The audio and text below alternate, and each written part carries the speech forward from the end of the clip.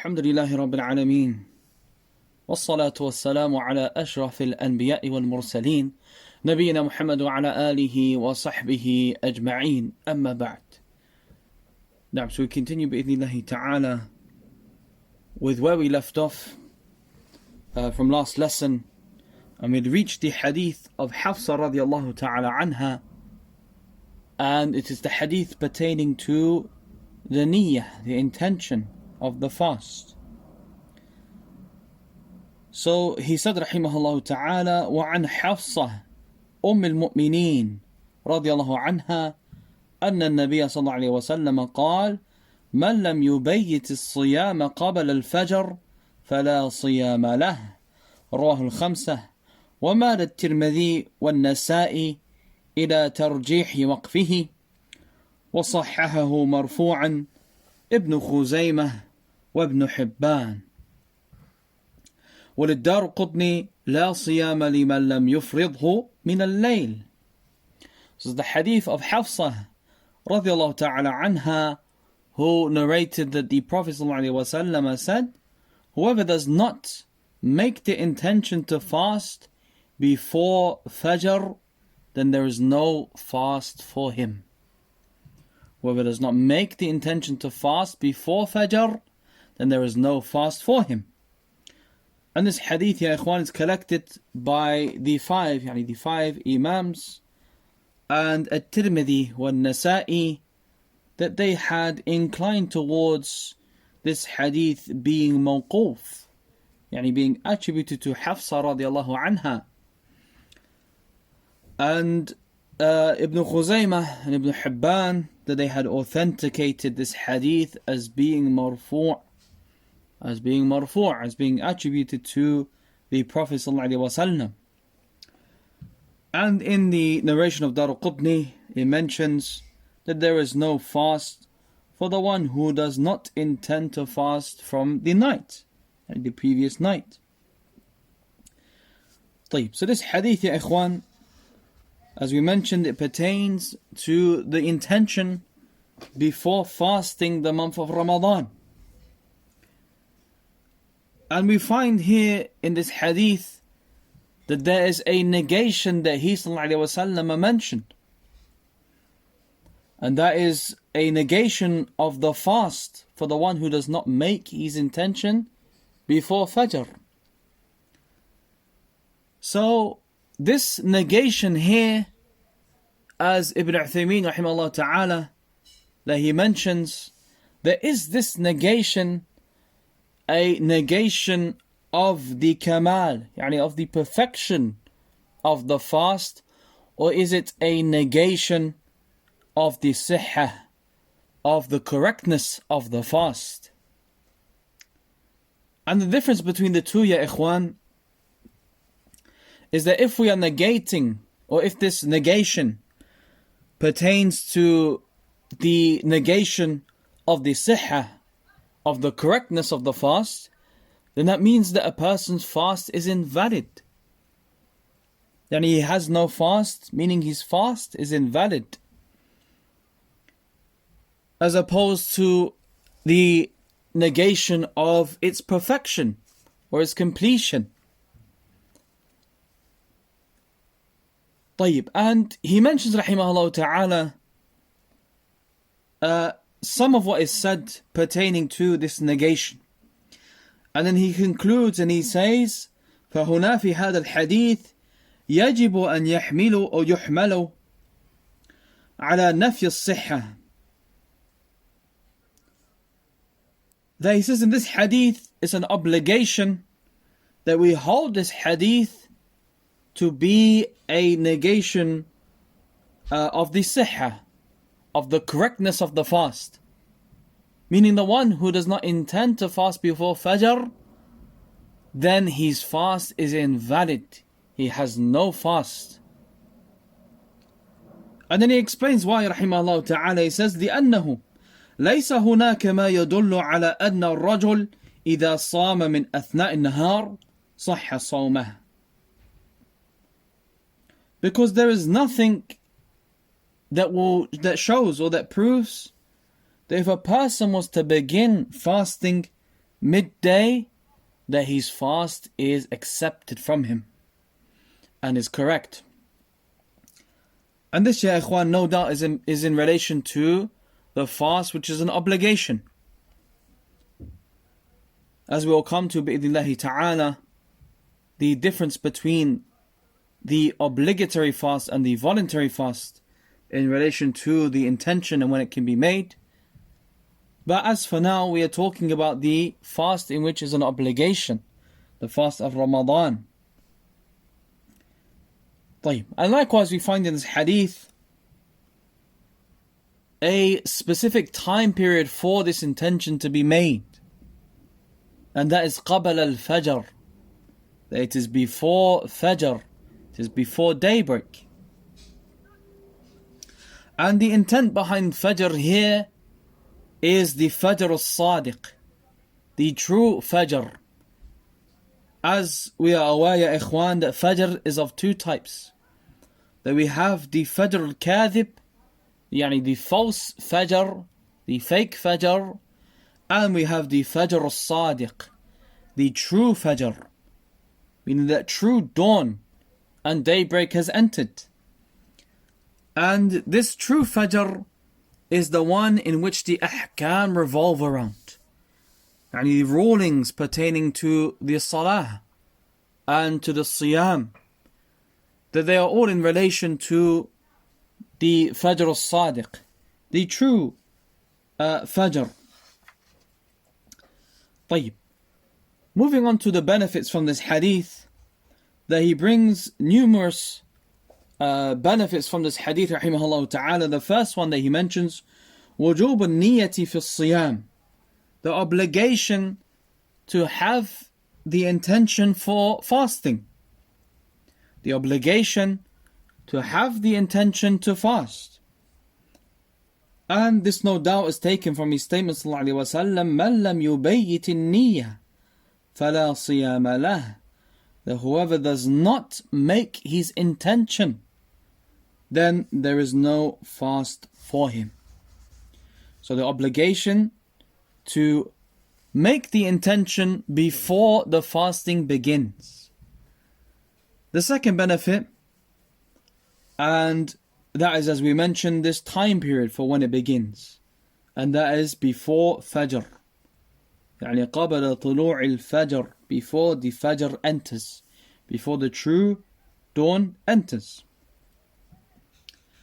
طيب, the third benefit that he brings, رحمه الله تعالى, he says أن الجزم بالنية قبل الفجر في من علم أن اليوم من رمضان, that the conviction that one has when making his intention before Fajr is pertaining to the one who knows and is certain that tomorrow is a day of Ramadan.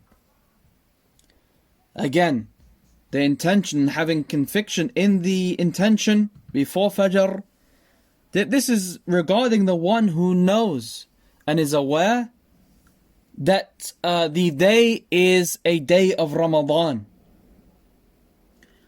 And as for the one who does not know, or he is not aware, then how can he make his intention? And how does he make an intention for something that he is unaware of?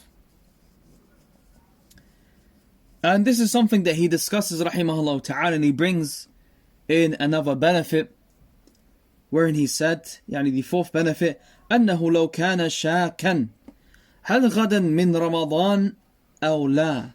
And that is pertaining to the one who is doubtful in relation to whether Ramadan begins tomorrow or not. Then what is his hal, what is his circumstance, and what is he to do? The one who is doubtful in relation to whether Ramadan will begin tomorrow or not.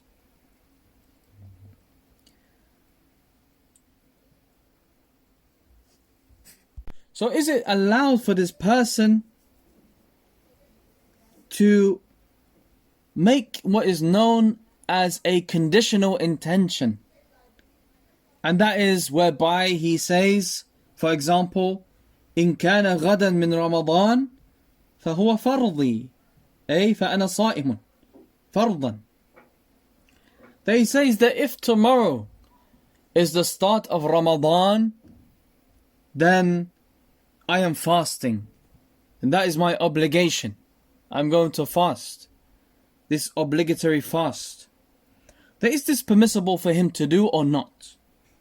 For the one who does not know that tomorrow will be the start of Ramadan, or the next day is the start of Ramadan, that is it allowed for him to say that if Ramadan begins tomorrow, then I am going to fast? Is this permissible for him to say? And he mentions, rahimahullah ta'ala, some of the opinions of Ahl al-Ilm.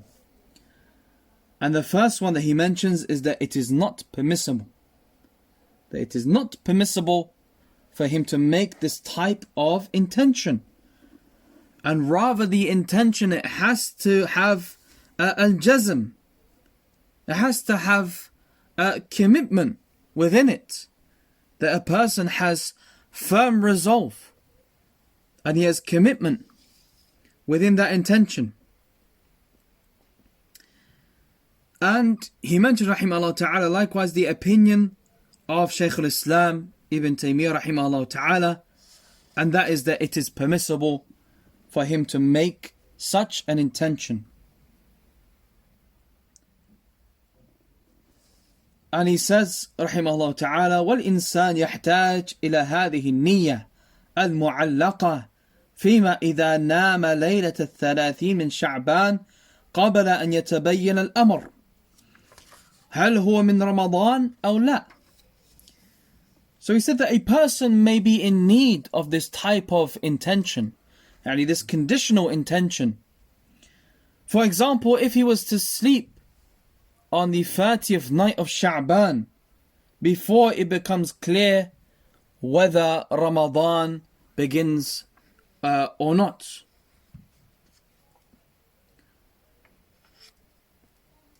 So this type of person, that for him is to make this conditional intention. And then he mentions, rahimahullah ta'ala, some adillah, some evidences that they bring. And they mention the hadith of Daba'ah bint Zubair radiyallahu ta'ala anha, that she informed the Prophet sallallahu alaihi wasallam that she intended to make Hajj while she was shakiya, she was ill. So he said to her sallallahu alaihi wasallam, Hujji washtarati anna muhalli حيث حبستني فإن لك على ربك ما استثنيتي. So he said to her sallallahu alaihi wasallam that perform the Hajj and intend to perform Hajj and make as a condition that you would leave it off wherever Allah prevents you from carrying it on. And this is the shahid here, that he sallallahu alaihi wasallam said, and make as a condition that you would leave it off wherever Allah Azza wa Jal prevents you from carrying on with it. And he says sallallahu alaihi wasallam, and whatever condition or exception you have made, your Lord would accept it, bi'idhnillah.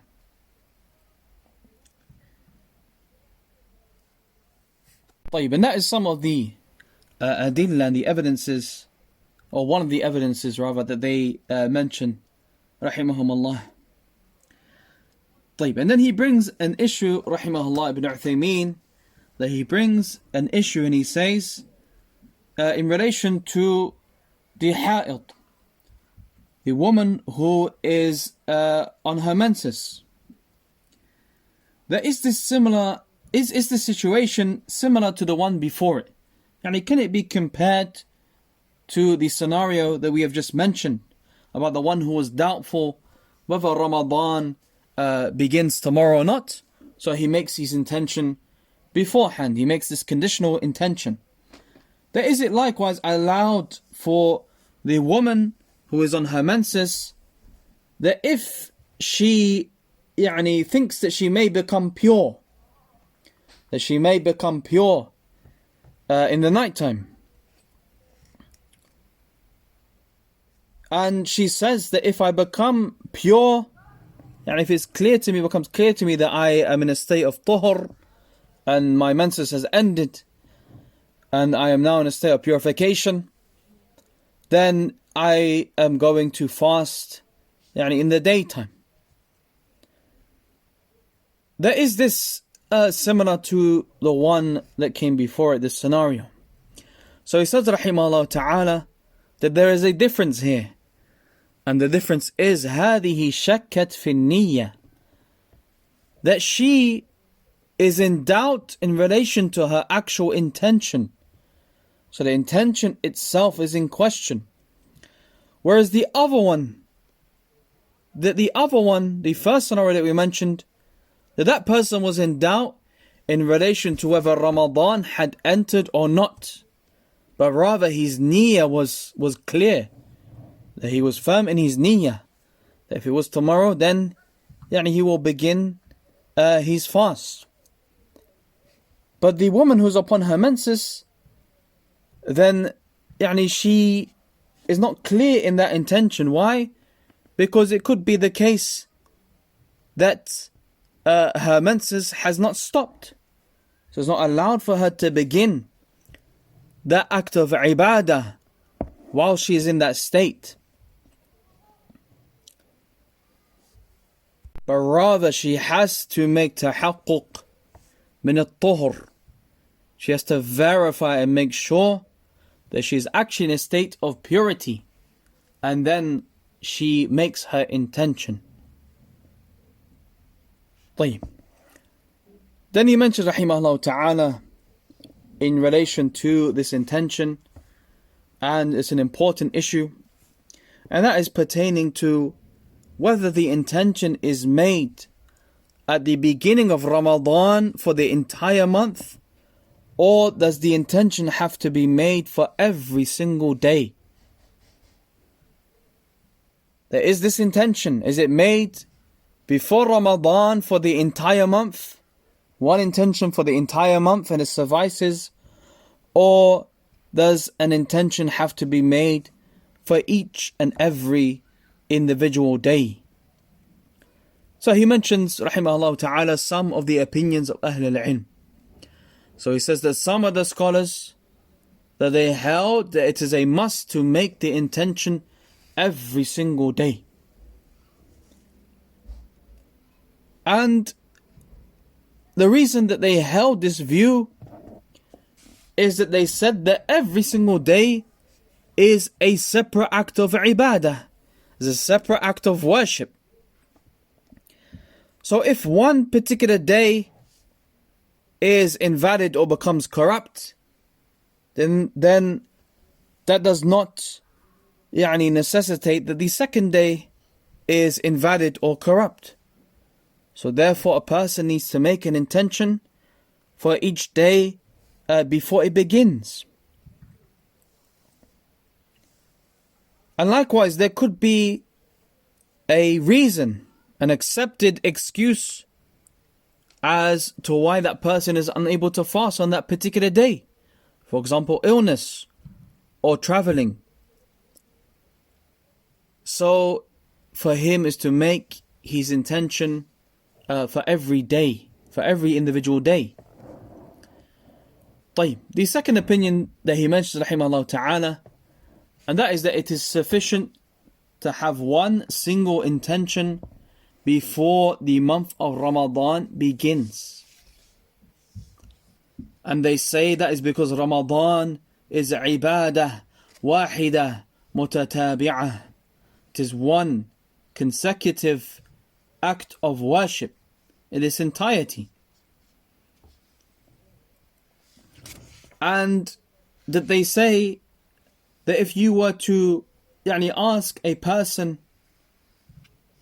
every single night before the day, before, if you were to ask him on every single night before the fasting day begins, that do you intend or do you want to fast tomorrow, that he would say yes. So no doubt that is sufficient as an intention. So he says, rahimahullah ta'ala, and this is the most correct opinion.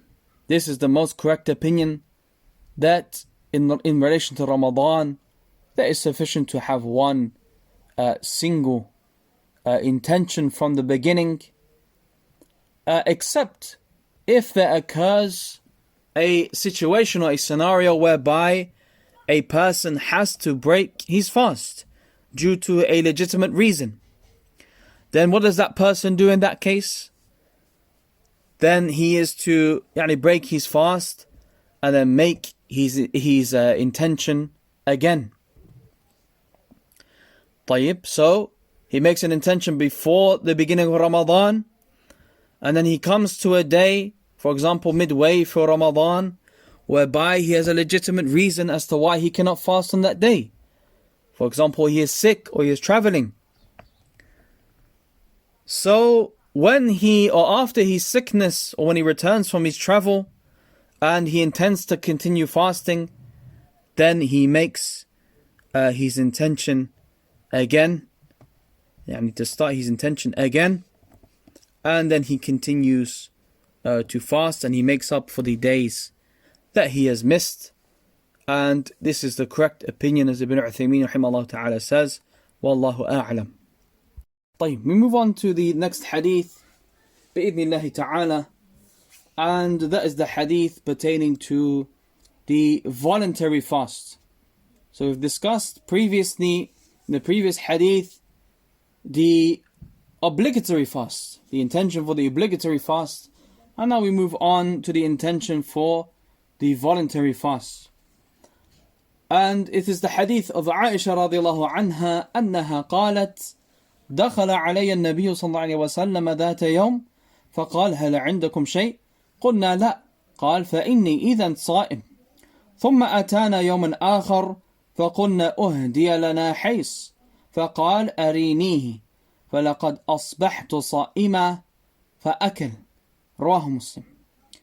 The Aisha radiallahu anha, that she narrated and said that one day the Messenger of Allah sallallahu alaihi wasallam, that he entered my house and said, do you have anything for me to eat? We said no. He said, in that case I am fasting today. Then he came to us another day, and we said to him that we have been gifted a gift of hays. And hays is a well-known food amongst the Arabs, which is a mixture, it mainly consists of a mixture of dates and ghee. Then he said, sallallahu alaihi wasallam, show it to me, for I had begun the day fasting. And then he ate from it, sallallahu alaihi wasallam, and this hadith is collected by Imam Muslim.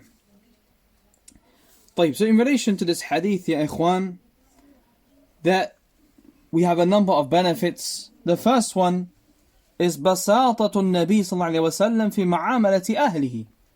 The simplicity that the Prophet صلى الله عليه وسلم had in his dealings with his family. That he was simplistic صلى الله عليه وسلم in the interactions and the dealings that he had with his family. And as Ibn Uthaymeen rahimahullah ta'ala explains, that he was not someone that was obsessive with the affairs of the household, and who had done what, and how much was taken from particular food items, how much is taken from the rice and the sugar, and so on and so forth. But rather he was simplistic in his nature sallallahu alaihi wasallam, and he simply asked, هل عندكم شيء? Do you have anything for me to consume? The second benefit from this hadith is the permissibility of beginning the intention to fast a voluntary fast midday. The permissibility of beginning to intend to begin fasting midday. It is permissible for a person to make his intention for a voluntary fast midday. And this is taken from his statement sallallahu alaihi wasallam, فَإِنِّي إِذًا, hence or therefore I am fasting. But there are a number of masail and issues pertaining to beginning the voluntary fast or the intention to fast voluntarily midday. The first of which pertains to the ajr, to the reward of that fast. That if a person begins his fast, his voluntary fast midday, is he rewarded for the entire day of fasting, or is he rewarded from the moment that he begins his fast? And Ibn Uthaymeen rahimahullah ta'ala mentions that there are two opinions amongst the people of knowledge in relation to this issue. The first of which is that he is rewarded for the entire day. That he is rewarded for the entire day.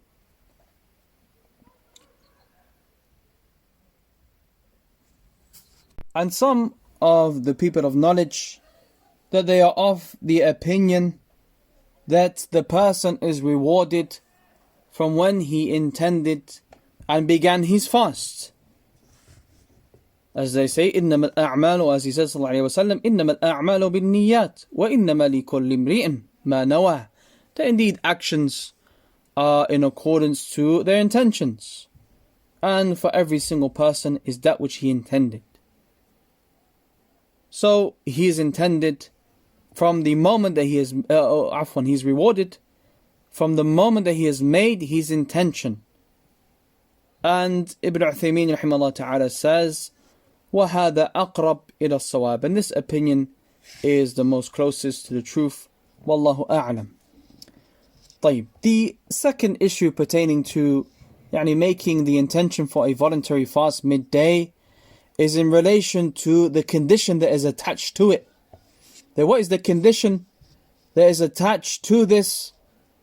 And that is that some of Ahl al-Ilm have mentioned that a person لا يفعل مفطرة في أول النهار, that he does not, or he has not done anything that would invalidate his fast from the beginning of the day. So he had not yet done anything that would invalidate his fast, meaning he hasn't eaten, he hasn't drunk, he hasn't done anything that would cause his fast to be invalid from the beginning of the day. The next benefit that we get from this hadith is جواز قطع صوم النفل, the permissibility of cutting off and ceasing a voluntary fast. لقولها فأكل, due to her statement رضي الله عنها, فأكل, that he ate sallallahu alayhi wa sallam, meaning that he had cut off the voluntary fast that he was performing. But in relation to this affair, then Ahl al-Ilm mention that it is not befitting to cut off a voluntary fast or a voluntary act إِلَّا لِحَاجَةٍ أَوْ مَصْلَحَةٍ, except when there is a need to do so or an overwhelming benefit. For example, if there's a hajah, if there's a need to do so, then that would be, for example, that is difficult, or a person is finding it extremely difficult to carry on with his voluntary fast, so he cuts off the acts. And a maslahah, a benefit, may be, for example, that he is invited to eat some food, and he sees that there may be a benefit in him responding to that invitation, and that may soften the heart and warm the heart of the one who is inviting him. So he does so, he cuts off his voluntary fast due to a maslahah, a overwhelming benefit. The next benefit that we get from this hadith is the permissibility of informing others about one's good deeds. It's permissible to inform others about one's good deeds, even if he is able to conceal it. And that is due to his statement sallallahu alayhi wa sallam, فَلَقَدْ أَصْبَحْتُ صَائِمًا, that he said sallallahu alayhi wa sallam that I began the day fasting. Whilst he was able to sallallahu alayhi wa sallam simply request that the hays be brought to him and to eat it, and they would have no knowledge that he was previously fasting.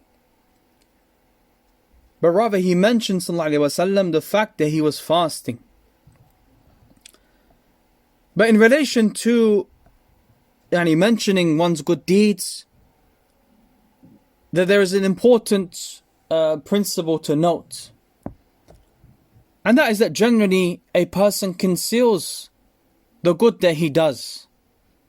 The asl, the origin is that a person, he conceals the good actions and the good deeds that he has performed.